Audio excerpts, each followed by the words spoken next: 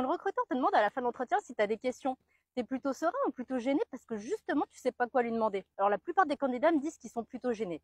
Si tu es comme eux, je vais te donner tout de suite 3 techniques pour ne plus être à court d'idées. Technique numéro 1, quand tu te renseignes sur l'entreprise avant ton entretien, note toutes les infos que tu aimerais avoir mais qui ne figurent pas sur le site. Alors logiquement, tu auras déjà des réponses en entretien, mais pas tout, et c'est tant mieux parce que comme ça te fera des questions à poser. Et en plus, tu montreras au recruteur que tu t'es renseigné avant l'entretien. Technique numéro 2, fais un tour sur LinkedIn.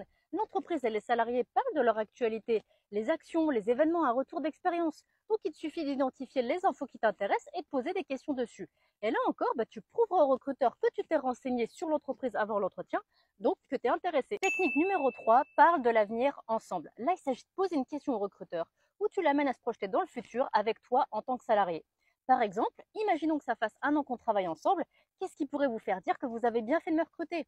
Ou encore, imaginons que ça fasse 1 an qu'on travaille ensemble, qu'est-ce qui pourrait vous faire dire que je contribue à la réussite de l'entreprise? De cette manière, tu amènes le recruteur à se projeter sur toi dans l'entreprise et donc, comme il l'imagine, ça devient beaucoup plus concret. Bon, et si tu veux encore plus d'exemples de questions, un conseil, regarde ma vidéo 5 questions à poser à la fin de l'entretien.